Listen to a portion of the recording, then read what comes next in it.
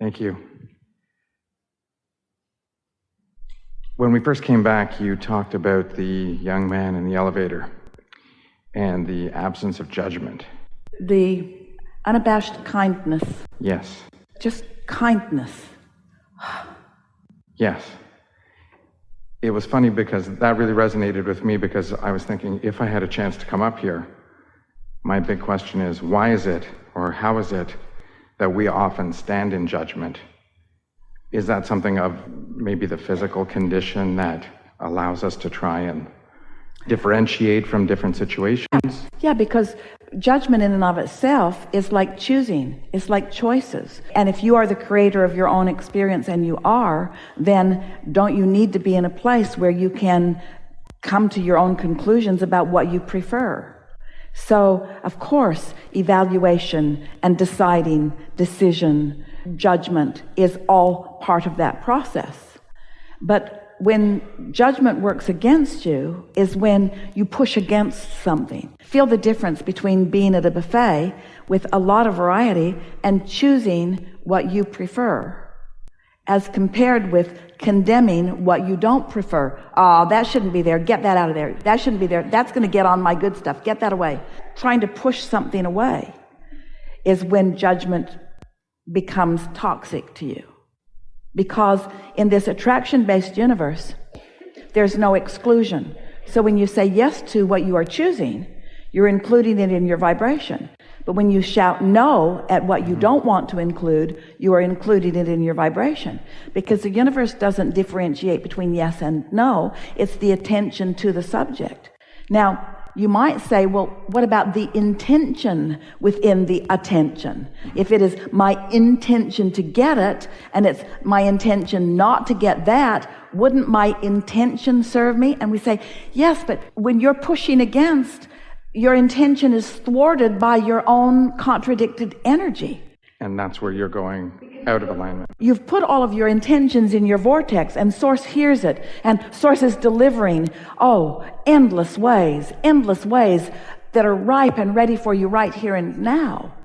But in your awareness that what you want isn't yet, then you set up a vibration of resistance where you disallow it from coming. So even though the answers are coming and the situations are unfolding and the opportunities are plentiful, you keep missing it because you're not in the receptive mode where you can receive it.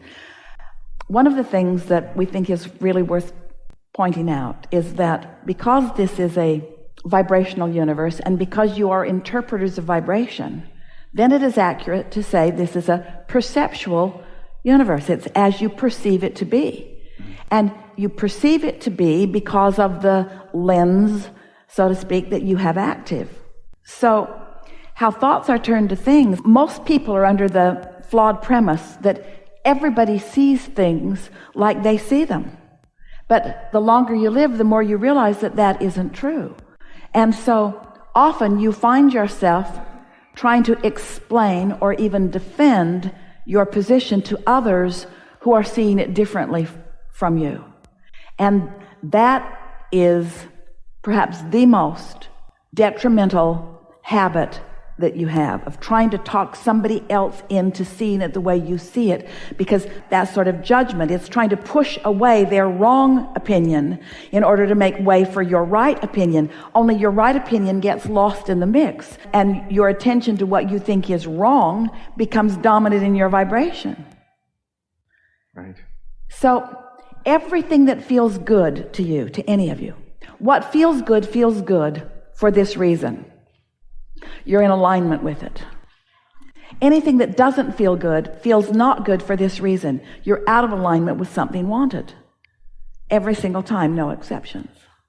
So we can use that as a tool, the judgment, and like you said, choosing that which is pleasing to us as opposed to condemning that which isn't. But you see, the reason that you would condemn someone else is because you're not understanding, and a lot of people feel this way. If you are still living a conditional life where you really believe that your happiness is dependent upon these conditions changing, And since those people don't want to change the conditions, they don't even agree with you that that's a condition that should be changed, or they would like to change it to something that you don't want, then their opinion feels like a threat to your happiness, because your happiness is tied to your being able to change the condition. Oh, did you get that?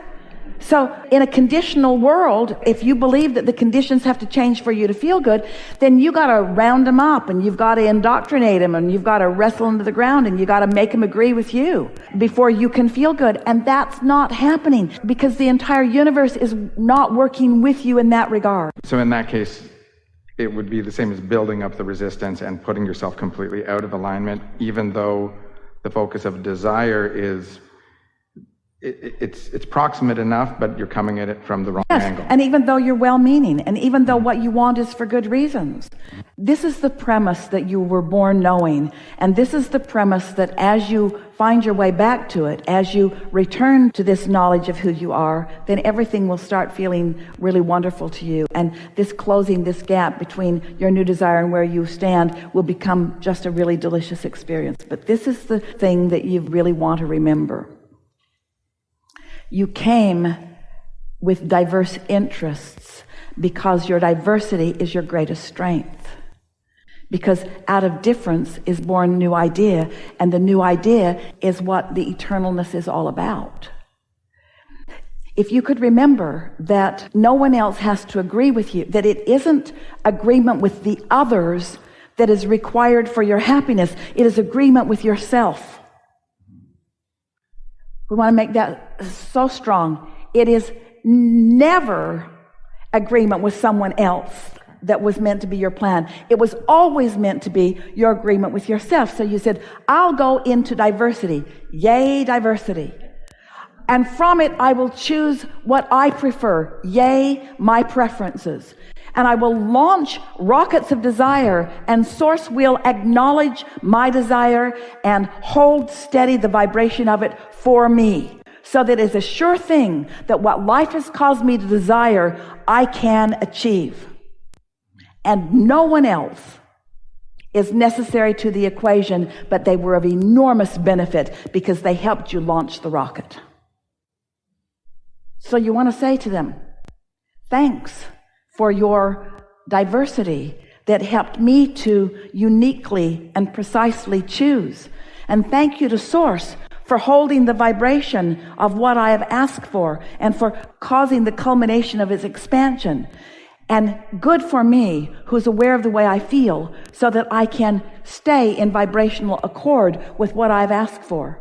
And then I will be the turner of those thoughts to things for the world to behold.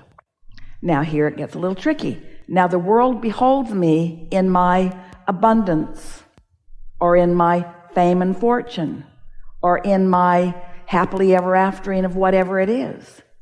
And now I am part of their diversity.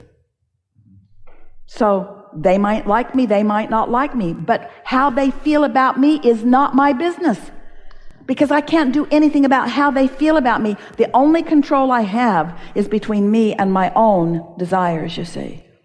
And once you figure that out, and once you are consistent with that, then you'll be out and you'll be evaluating, and you'll see people doing things, and you won't choose it, but you won't feel the need for them to change their lifestyle or their beliefs in order for you to feel good. And then you will be free.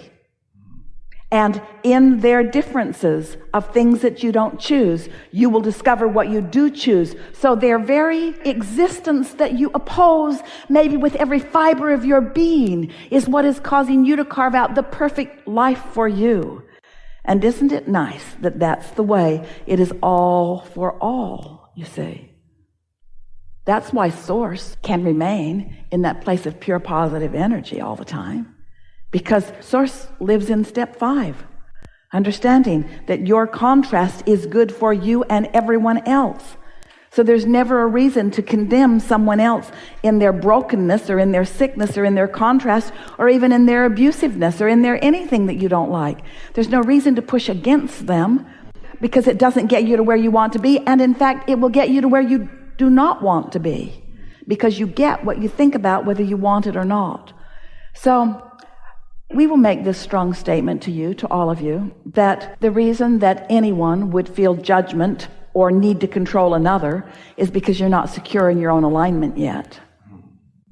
The reason anyone would worry that someone's going to suck their energy is because they're not secure in their energy. The reason anyone would worry about anything is because they've had lapses in alignment.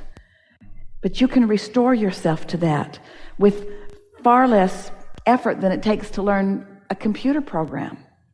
It doesn't take much because the universe will back you up in all of this. There's not a shred of evidence to the contrary of any of this anywhere. So when you decide that you want to feel good and you begin focusing in ways that do feel good, and then you begin watching the manifestation, the turning of that intention into manifestations and coordinated rendezvous and conversations and manifestations of all manner, then you get your sea legs. Then you start remembering, oh yeah, I remember who I am. I'm someone who thinks, and I'm someone who thinks deliberately, and I'm someone who can focus, and I'm someone who uses the laws of the universe to my advantage, and I use momentum to my advantage, which is saying I use law of attraction to my advantage, and I focus deliberately when it's appropriate for me, and I get diffused when it isn't. I have control of this. And now life is so fun because the diversity doesn't scare me anymore. It doesn't sicken me anymore. It doesn't disgust me anymore. It doesn't make me feel intolerant or judgmental. It thrills me. The diversity thrills me, just like a department store that has more to choose from rather than 2 items, or a restaurant that has a broad menu rather than something specific that I might not like. In other words, in the diversity, I have more choices, and in more choices, I have more power. But in more choices, I must exercise more control of my focus. You see, I must care more about how I feel, and I must focus with more intentionality.